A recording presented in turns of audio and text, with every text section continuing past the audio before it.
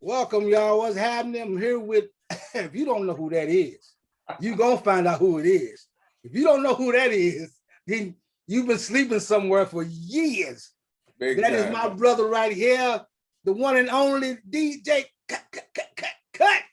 What's up, my brother? What's happening?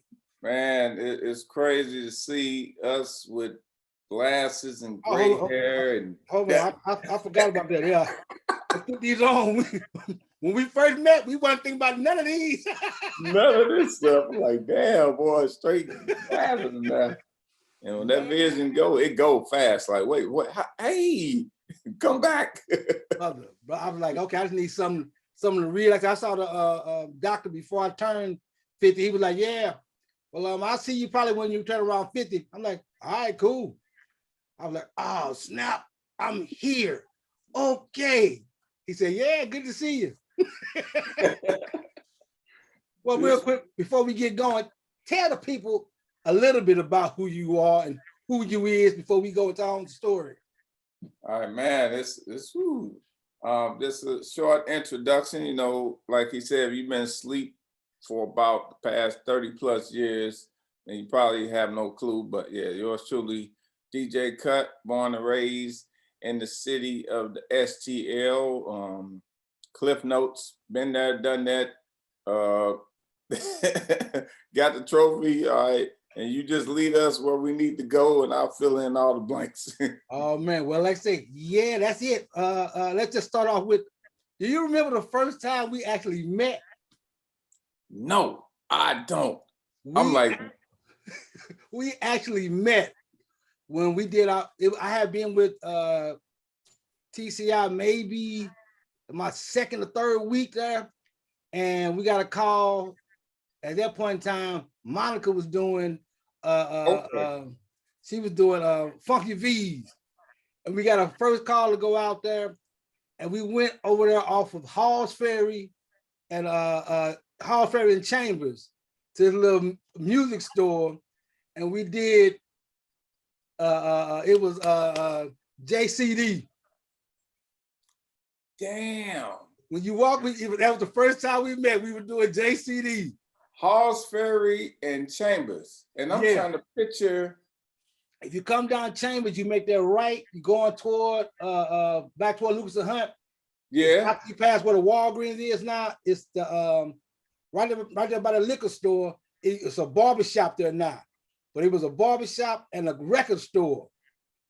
And it was the record store was just starting out, and it was a matter of fact, got there and found out it was my partner Chris Irvin. It was his record. He was starting his record store and barbershop connection.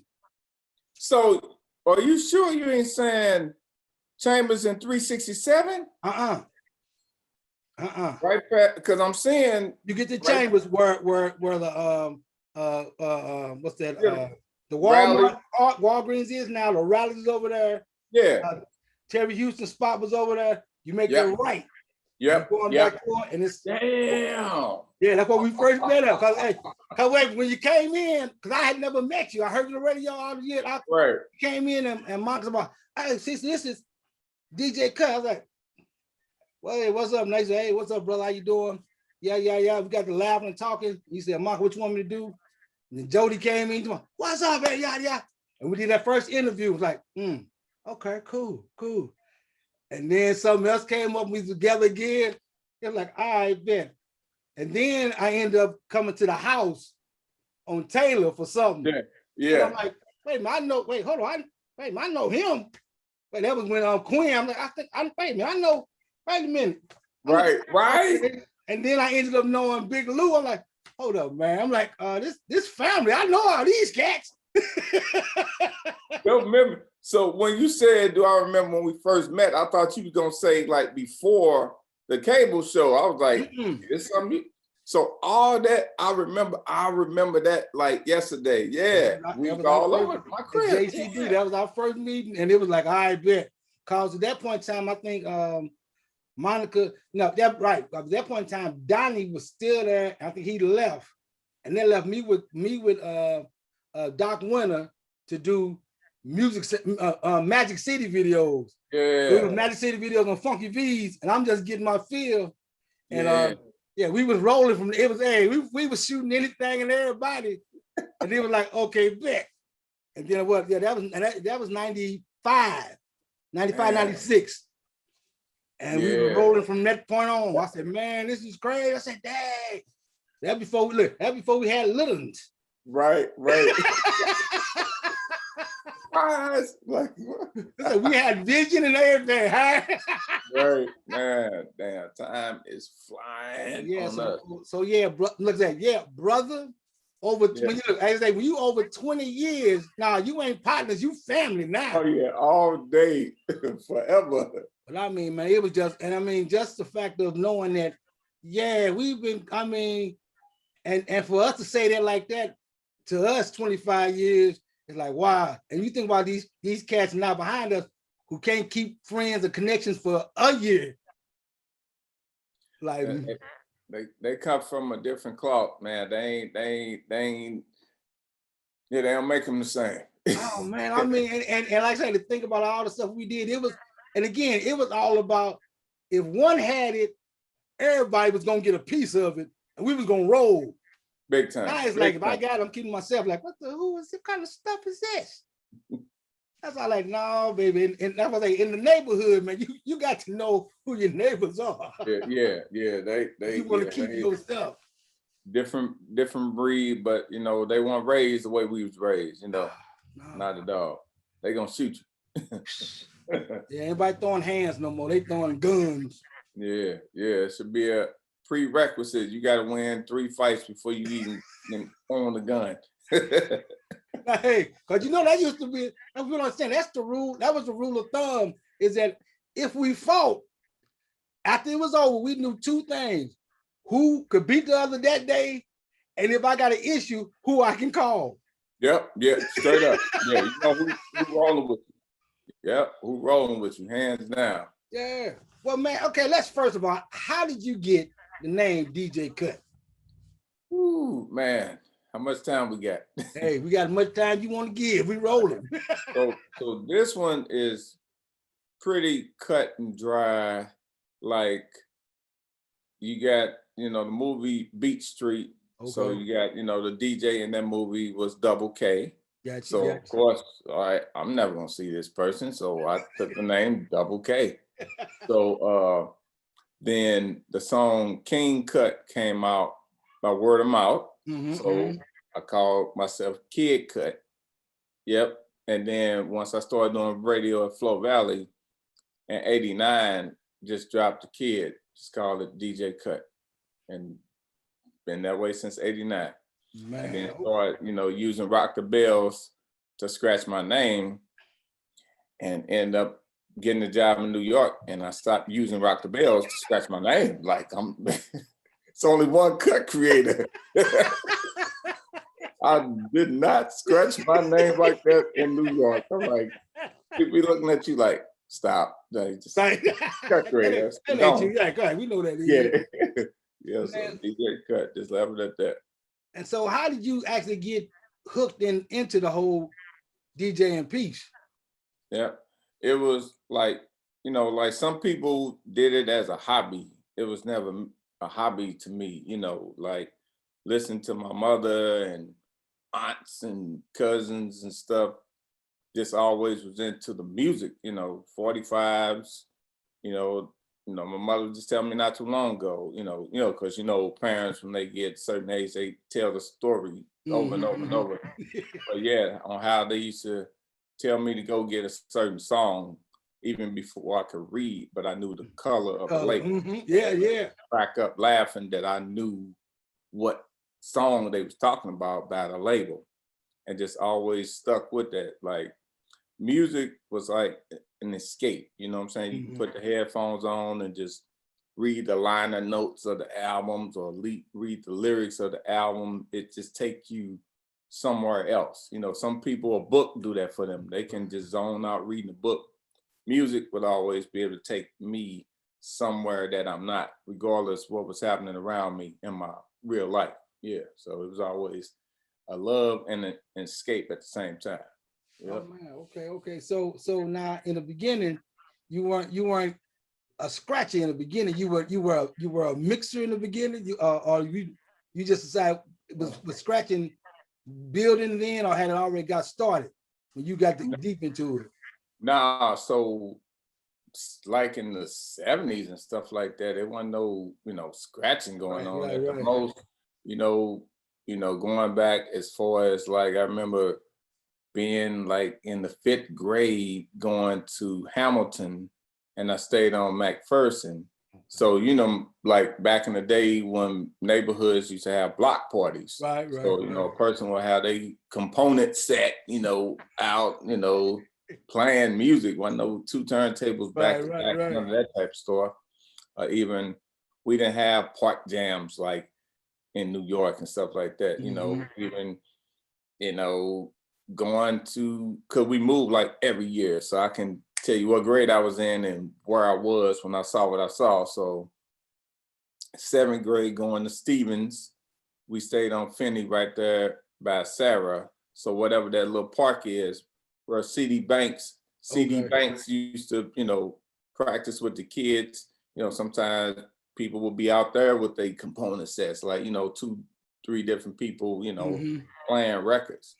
So when hip hop hit, and going to it, even before that, like fast forwarding just 1 year, 8th grade going to Normandy Junior High, because by then we moved to Northwoods, but the end of the school year party, you had Sylvester the Cat and G Wiz that was DJing our 8th grade party, so it was a middle school. Normandy Junior High was a middle school. So I found my way, some kind of way to get on the stage to watch what G Wiz was doing, looking at the equipment. I ain't have no equipment. I had no equipment. I just, had records, not a ton of records, because who got money for records when you barely got money for clothes and food? More importantly, food. So, yeah, but, so, and it was a girl that stayed down the street from me, my sister friend, her name was Latrice, and her daddy was a DJ. I don't even remember his name, but, used to go over that house sometimes. I don't even think I met him, but, she let us in the house. I think I might have hit him up for a couple of records before. Hey, it don't matter. That was back then. Yeah, you know what I'm saying? I might hit him up for a couple of records, but it was never like a hobby. But finally, seeing it firsthand when Grandmaster Flash and the Fat Boys and Run DMC, I think Houdini was on that show. By then we was living in Peabody Projects, so it was a show at the Kill Auditorium. So that's right, just walk straight on. Got a little outfit from B&L right there on Delmar, and the Bolivar. Got my outfit from that. Levi's, Playboy, little pullover, windbreaker, and went to that show. No elaborate stage lights and sound. Right. More like, but you watching like Grandmaster Flash and like, man, oh wow, this is like, damn, there they go. Like, the turntables, and got the dude passing records. So yeah, I might skip some other parts to that, but it's always a love for it. And just thought, once I started working, able to buy my equipment piece by piece until, start getting it all together. Man, that's it though. Like you said, and back then that was the whole piece. We got involved and were able to see them up close. And it wasn't no real biggie, but it's like, man, that's so-and-so. That's so. And then like you said, dealing with the fact that 8th grade, you hearing G Wiz, not knowing that years down the line, y'all gonna be tight and family. And it's like, I mean, it's so crazy. Like I said, when we did doing background check, we doing an interview for the documentary for background check, and he said, "Yeah, I'm gonna have Godfather come in. I'm gonna have Colonel Lee. I'm gonna have Ben." And I'm sitting, I'm looking like, no, that can't be who I think it is. Because I mean, growing up, I said North County, we used to go over to the GF, to Godfather house, call ourselves the GFC. We up in there, spend the night chilling, and then Ben, he was a quarterback at Riverview, so we up under him in high school. Cheryl the Pearl was the first person that ever make me sing with her when we were little kids. She told me, so I'm looking like, okay, everybody you name it, I know that. And they was doing shows, and I didn't know they was doing shows across St. Louis in hip hop. I'm like, that's just next door neighbor. That's just weird, you know. So it's like, But I mean, and as time went on, like with me and you, like I said, we started getting close and clicking and doing Funky V's. Now, when we stopped doing Funky V's, and I had you come to the hip hop shop. Yeah.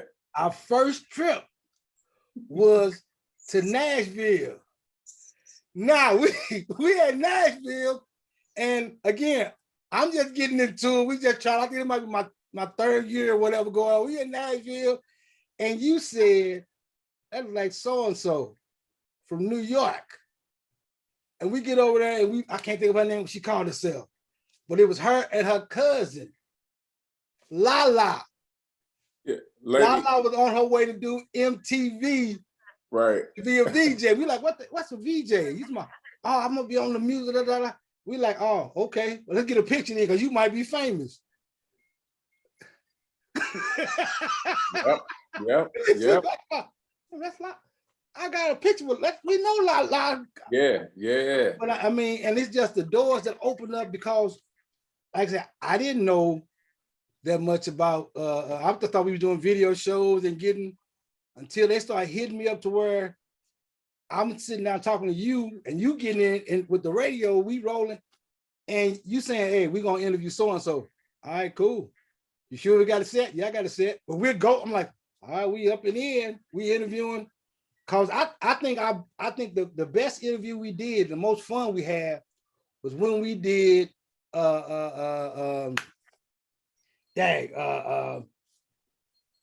what's that boy? What's his name? He just got out of jail. Not got out of jail. Oh shoot, Peanut Head, little fella.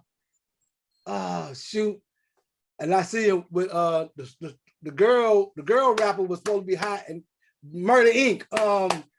Ja Rule. We interviewed Ja Rule that night at the Ambassador.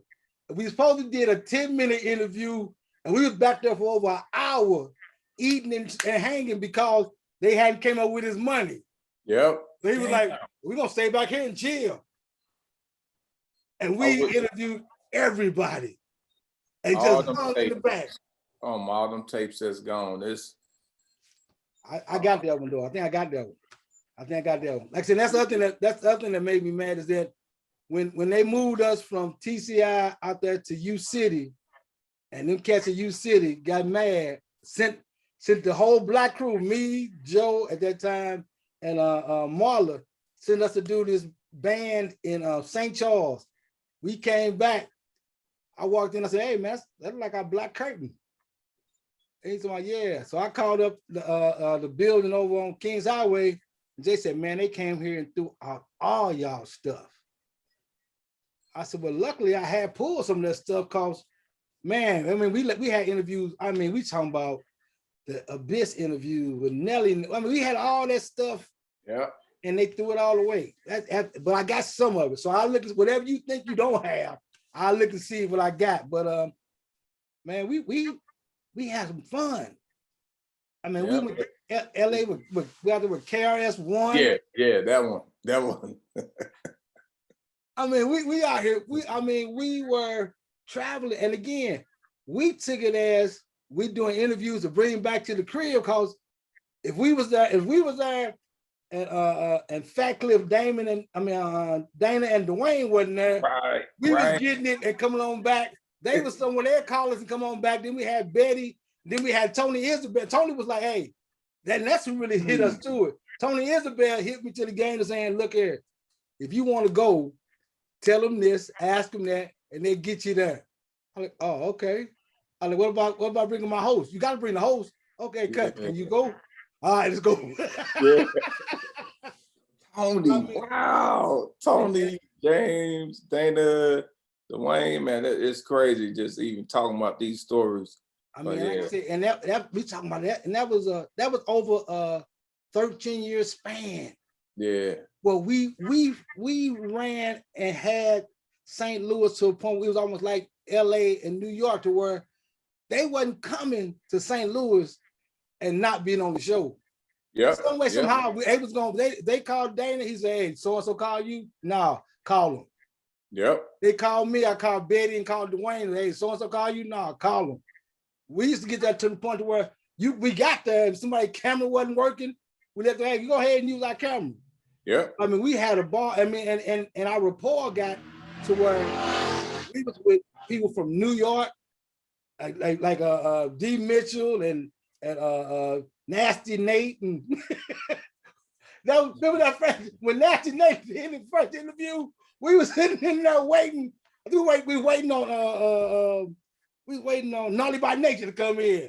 Right. And they came in, and we sitting there, and Nasty Nate sitting there, and he said, welcome to this motherfucker. We like, oh, he put that on the air.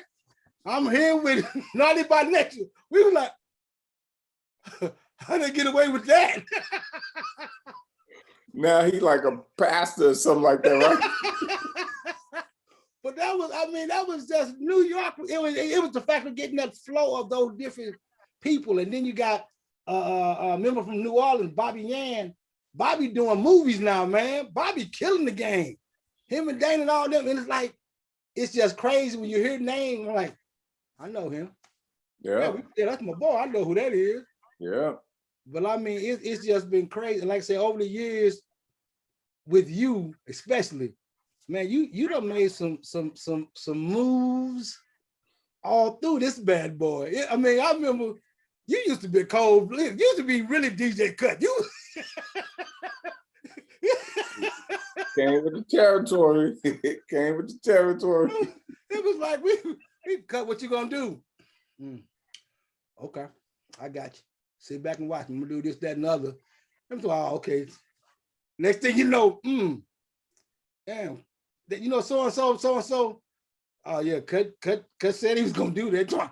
He said it. You're like, nah, the turntable knocker. No, I'm not playing with y'all.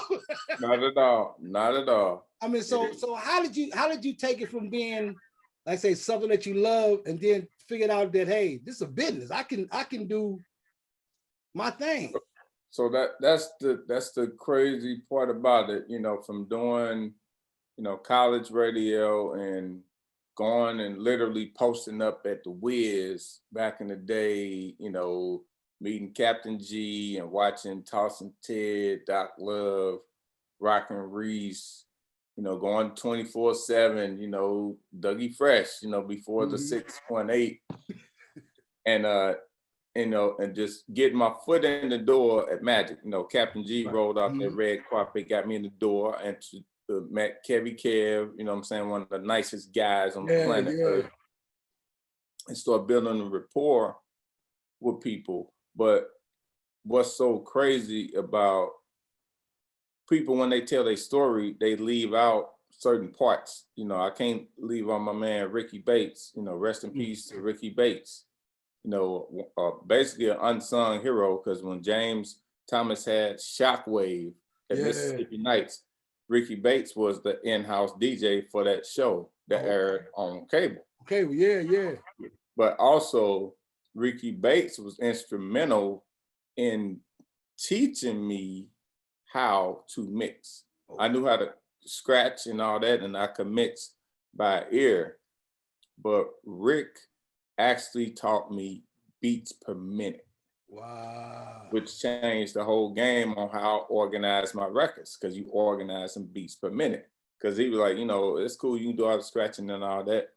And at this point, he had hurt his leg, doing the installation at a club and fell off the ladder and broke his leg like in a few pieces. Ooh, okay. So he had, lowered his DJ set for himself, Right. but had me come over and he's like, mix.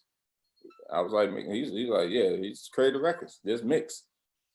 And he'd be sitting behind me in his wheelchair with his leg propped up, smoking his little joint, laughing at me, laughing. He's sitting like laughing at me. Because you had to, it wasn't about the scratching and the tricks, it's about mixing and making sure stuff was on beat. So that helped me hone my skills and learn beats per minute. Because, what I'm saying, I had that ear for the music to where, I knew how to mix, listen to, okay, that sound like that might go together. But when you got like the blueprint, the grail on how to do it. I can't never forget my people from back in the day, Master D, my cousin Drew, family I DJ with, from the projects, Pat Jim, Tony T, my people I came up with. But once I kept going with it and you meeting different people to elevate you. Right, so Rick not only taught me beats per minute, he taught me business. Because at that time I'm DJing parties for probably $75 or maybe $100, and some we met, and he showed me like a shoebox full of checks that he didn't even cash yet, and showing me how much he's making, and started telling me I gotta raise my price. I'm talented and all this stuff, but I'm not getting paid my work. So he's the person that taught me get your money. Yeah. And that, that stuck with me throughout. Like, you don't pay me. And you later on taught me how to do that thing. You're like, yeah, okay. I'm like, yeah, we got a trip here. Okay. And who paying for what? But he's getting us out there. You check on our room and board. Let me see what I can put. Yeah, let me find out about that. And after that, it was like, they want us here. All right. I'm like, all right, y'all say your ticket paid for and this, that, and other. Like, okay, let's roll it.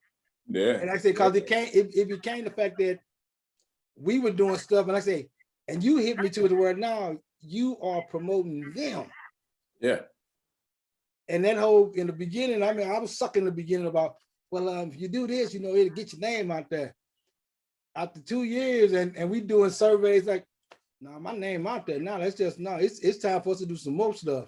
And I thank you for helping me get that part in my head to where now you can have fun with it, but we can make some money too. You got to feed, at that point in time, Jordan had just been born. You got to feed Jordan. And it's like, oh yeah, I got to make sure she got something coming in. So let's do what we do. So I appreciate that education. And that's the thing about it too, that through the years, people showed you stuff and you shared it. Oh, it's a must. Now it's like these cats got stuff like, okay, so you ain't letting nobody else in here. I mean, it's enough. Like I say, I always say, it's enough money for all of us to get fed. But they just wasn't here. Now, one point in time, your entourage or back in the day, your thing was so tight, man, to where we did a party. I forgot we did. It was a collaboration of Funky Bees and Magic City, and we was out at, I want to say it was the roller skating rink or something, and you was gonna DJ it. And we get there, you like, yeah, okay. All of a sudden, I look behind. You say, all right, put the crate there. It's 9 people bringing in crates. The turntable. I'm like, okay, wait a minute. What kind of? He's all, oh, man, look here. They want to come on in, so hey, you got to work to get up in here. Yeah. I mean, so what? Based on that time, who do you think in the time we interviewed folks? Who do you think your favorite or your best interview was? What do you think? Oh wow, man, we interviewed so many people. I would say the clip that make me cringe when I see the interview on how disrespectful I was to Brownstone. Like, that was straight disrespectful, because I found that clip like on YouTube, or you gave me the DVD. It was me and Mark. Mark Clark, yeah. It was like, oh, he's just off the chain. I'm saying all kinds of. And again, but you got to think, and again, at that point in time, you was on that, hey, I'm DJ Cut. Let me go ahead and, I got this chance, you know, let me go ahead and say what I'm saying. Like, all right, can I say that? And that's what you killed me. After you said, can I say that? Too late now, man. You done said that's wrong. Yeah. I think that was a good interview. I think they enjoyed it, but it was, like I say, we have done some interviews, and the main thing about our shows, especially when it came to I believe me and the host, all thing I asked y'all to do was make sure y'all mention this song. The rest of it was on you, because people, we were seeing people and they were giving them scripts. Yeah. Follow the script. And it was like, we ain't getting nothing out of this. And we were getting people to and they looking like, okay, here we go again. And you had the freedom and had the knowledge to where you were asking the question. They were like, whoa, wait a minute, hold on. You really want to know this, don't you? Yeah. We was always unscripted. That's nah, man. You know, people are more open to open up when they know something about their history. Yeah. So like even going back to the story you talking about with Lala, there was Lady Luck, the rapper. And I just remember like, damn, I forgot that yeah, man. This just knowing the history of what we was doing, and we made so much history doing all the different interviews we did, and man, we got me. What's up? Welcome to Magic City Videos. I am Mark Clark, of course. My man Cuts in the house. You know, I'm always around. Magic forever. These three luscious, beautiful, fine, awesomely talented, rich voice vixens. Brownstone, ladies and gentlemen. Brownstone. Now, before we get started, I gotta go ahead and say, Nikki, I have said on the radio, I think you have the sexiest mouth in the business. I just want to go ahead and tell you face to face. And you want to test out your mouth. I'm saying. Woo! Okay, and then, you know what I'm saying? Really. The first time I saw you. And also let's say for Brownstone, you guys are pound for pound the best female vocalists out there, hands down. We just got finished checking out the show, and something you notice is, first of all, the first time we heard you, we heard the overpowering background vocals. I want to know whose idea was that? Was it a group concept? Who said, yo, we're going to kick ass as singers? Can we say ass? Can you say ass on Yes. If it's a fat ass, we can say ass. Now see that? I mean, ass is a good thing, you know. See, so watch him. As an as yet, as we... Right. And as we move on in this interview, how did that come together? Was the concept from the start, or what was that about? Like, as far as you're known for your background vocals, strong background vocals. Yeah, that was just one of those lucky things that I think we just did. I mean, it was like when you write the songs and, you know, you put this big mouth and this big mouth and this big mouth on the background. And fortunately, we got this big monstrosity, right? Massive. Why? Because everybody can sing, you know what I'm saying? Right. So it's like if you put 3 lead singers on background vocals, and that's what you come out with. You listen to Perry, you listen to the Clark Sisters, you listen to Follow Singers. It's the Brownstone Wall of Sound. You know. And something that's interesting is, unfortunately, and we can be real, we can just make it real, y'all. Unfortunately, there's a lot of female artists out there. It almost seems like it's almost bad if you're talented.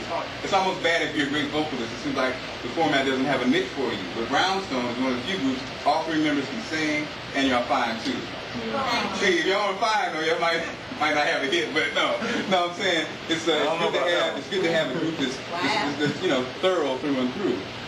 This is your second album, and of course, some people are afraid of the sophomore jinx, but you already had #1 hit. And you know, this your second release is doing quite well. How does it feel to get over there? I like kissing over there. You like kissing Ain't nothing wrong with kissing and stuff. All right. Because a freak though. He's a freak. Dad, feel. You're over the hump. You made it. Good. I know. In the beginning, we were exclusive at Right. we got over it very quickly. I just went in there and just vibed and just worked, just concentrated and just working, and it worked out well. I mean, okay, so with the MJJ label, you're the first group signed to Michael Jackson's label. And we just watched you perform. Something I noticed about you that you have in common with Michael Jackson is that y'all give it up when you perform. Ain't no holding back. Ain't no, you know what I'm saying? It's about, when you sing a song, you sing it like you mean it. That's something that seems like, to me, that's what Michael Jackson, that's something about him I really like. Now, did that have anything to do with him? That's just how you were? Do you think you guys being that way, it helped you, or helped him recognize your talent? I think that probably helps. But no, I think that everybody's kind of who they were.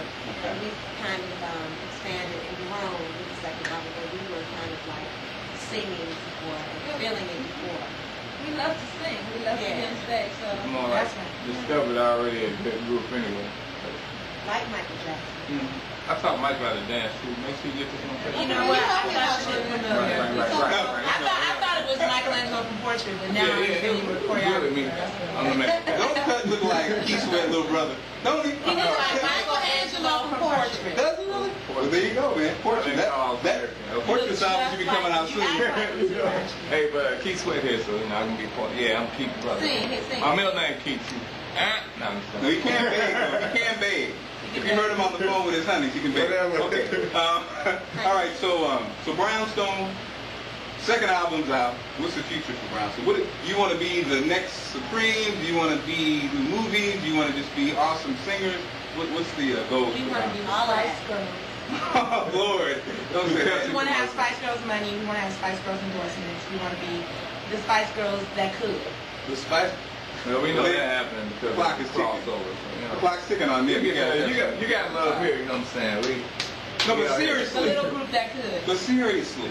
Now we're trying to blow up, of course. Because everybody's trying to blow up, and we're just trying to blow up and still maintain that level of flyness, I guess. Yeah, that fly though. Woo! It gives you different textures and colors and woo! Like a buffet up in her. Okay, well look here. Up in Time's running out. Up in her. Silly. Time is running out, but to Brownstone, it's been a joy, a pleasure. Thank you. Not only are you beautiful, you're talented, and we know the sky's the limit, okay? Thank you for joining me. No problem. And all right, y'all, let's get back into some videos on Magic City Video. That's right. That's right.